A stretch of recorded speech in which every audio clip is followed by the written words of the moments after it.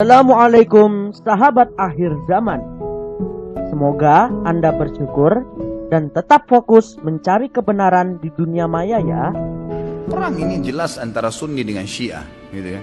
Jelas. Sunni itu siapa yang mengikuti sunnah Nabi? Syiah orang-orang yang menolak sunnah Nabi SAW. Orang Syiah tidak mengikuti sunnah Nabi SAW. Mana ada orang Syiah mengikuti sunnah Nabi? Syiah artinya pengikut Ali, gitu kan? Saya sangat yakin secara pribadi, teman-teman kita semoga Allah berikan hidayah yang Syiah di Indonesia tidak faham Syiah itu apa.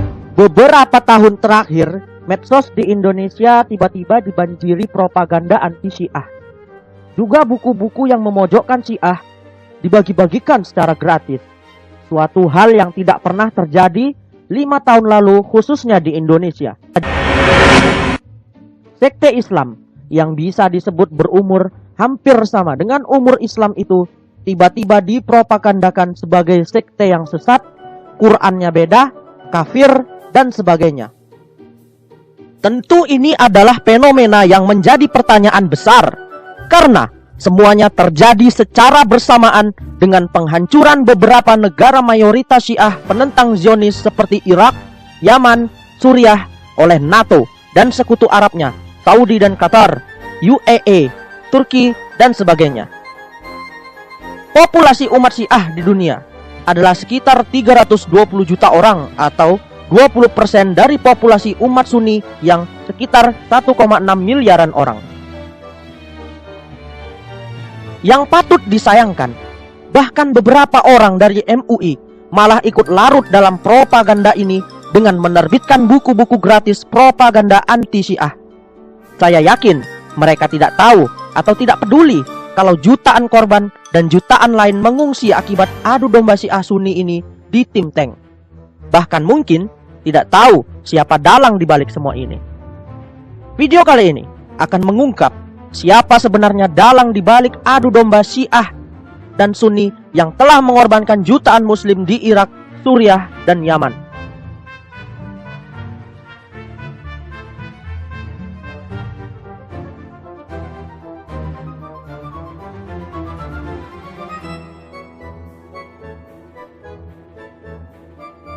Mari kita dengarkan pernyataan Perdana Menteri Israel ketika ditanya oleh seorang wartawan Amerika Serikat. Now, both of these camps are enemies of the United States. And when your enemies are fighting each other, don't strengthen either one of them. Weaken both.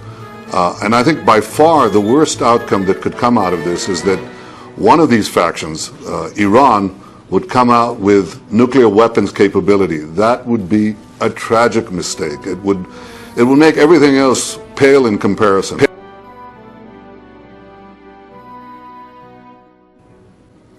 I think that there are two actions you have to take. One is to take the actions that you deem necessary to counter the ISIS takeover of Iraq.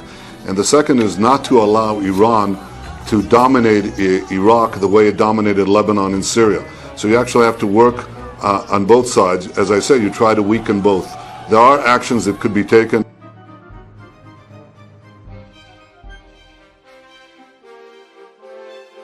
Benar kan?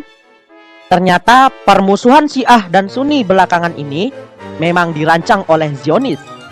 Sangat memprihatinkan kalau di zaman internet ini masih saja ada umat muslim yang tidak tahu kalau Sunni dan Syiah sedang diadu domba oleh Amerika Serikat. Perang ini jelas antara Sunni dengan Syiah. Seorang penulis Inggris terkenal, David Icke, yang bukan muslim pun tahu dan menjelaskan dengan gamblang tentang agenda adu domba Syiah Sunni ini. Nantinya, setelah Perang Dunia Ketiga, di mana Amerika dan Rusia sudah lemah, maka dengan alasan menciptakan perdamaian dunia, dukungan persenjataan canggih dan rudal-rudal nuklirnya Zionis mengagendakan pendirian pemerintahan tunggal dunia yang dipimpin Israel. Dengan satu mata uang tunggal dunia, satu sentral militer dunia, satu sistem keuangan dunia yang disebut dengan New World Order. Intinya, tidak mungkin Israel menjadi pemimpin dunia jika ketika Islam masih besar.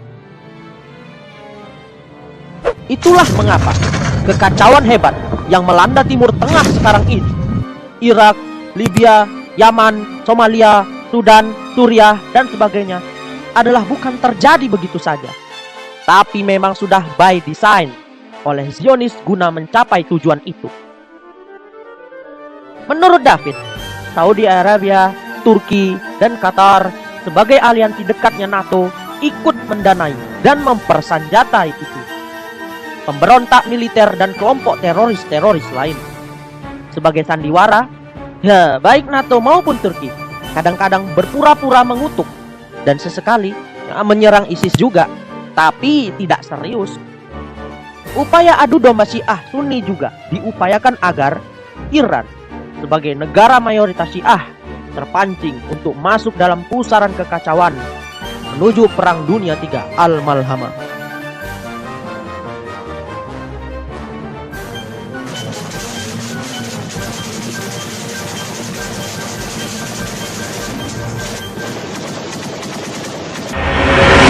Masih mau ikut mengkafirkan sekte lain setelah tahu bahwa adu domba Syiah Sunni adalah salah satu agenda Zionis untuk menghancurkan Islam?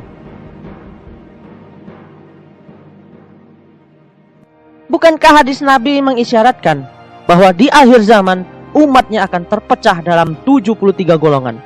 Ya, betapa repotnya kalau kita harus terus mengkafirkan 72 golongan lain. 72, dan beberapa besar dosa yang akan kita tanggung. Kadang-kadang memang kita terjebak oleh pemikiran sendiri yang tanpa dasar. Kita merasa berjihad dan membela agama jika kita membela sekte kita sendiri dan menghujat sekte lain. Sebenarnya itu adalah kebodohan yang harus dibuang. Tidak ada keuntungannya selain umat makin terpecah belah dan hancurnya persatuan Islam dan ancaman mendapat dosa besar. Apakah kita pintar bila kita malah ikut larut dalam propaganda Zionis? Apakah kita pintar kalau melakukan sesuatu yang berisiko dosa besar? Bagaimana bisa kita merasa bersihat jika yang didapat perpecahan umat dan kehancuran Islam sendiri? Tidak ada satupun ayat Al-Quran atau hadis yang mengisyaratkan bahwa musuh Islam adalah sekte Islam lain. Yang ada malahan puluhan hadis yang melarang keras mengkafirkan sekte Islam lain dengan ancaman dosa kafir akan mengenai si penuduh. Kalau Anda tidak tahu siapakah musuh Islam, coba kita baca kajian Al-Maidah 5152 di video berikut. Di situ Anda akan tahu bahwa musuh Islam itu sebenarnya adalah Zionis, sang panitia adu domba Syiah Sunni itu sendiri. Siapa saja yang berkata kepada saudaranya, "Hei kafir," maka akan terkena salah satunya, jika yang vonisnya itu benar, dan jika tidak, maka akan kembali kepada orang yang mengucapkannya. Hadis riwayat Bukhari dan Muslim.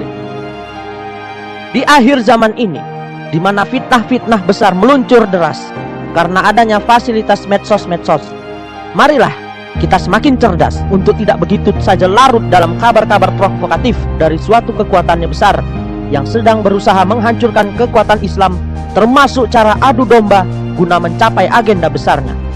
Kalau kita larut, maka secara tidak sadar kita adalah bagian yang ikut mengkampanyekan agenda Zionis dalam penghancuran kekuatan Islam itu. Wallahu a'lam bishawab. Semoga bermanfaat.